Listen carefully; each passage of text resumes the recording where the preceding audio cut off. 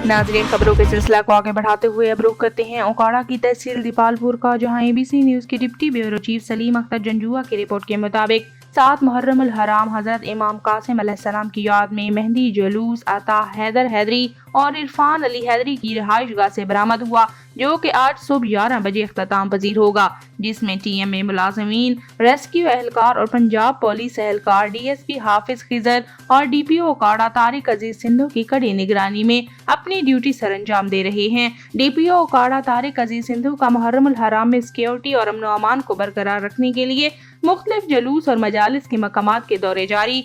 शहरियों के ताउन से अमन अमान की फिजा बरकरार रखने के लिए पुलिस टीमें मैदान में हैं। हसास जुलूसों के इनेकाद से कबल रूट्स और मकामात की मुकम्मल स्क्रीनिंग स्वीपिंग करवाई जा रही है। मजालिस और जुलूसों के फुल प्रूफ सिक्योरिटी इंतजामात के लिए तमाम इकदाम किए जा रहे हैं। सोशल मीडिया पर मजहबी और फिरका वाराना मुनाफरत फैलाने वालों के खिलाफ कानूनी कार्रवाई अमल में लाई जाएगी।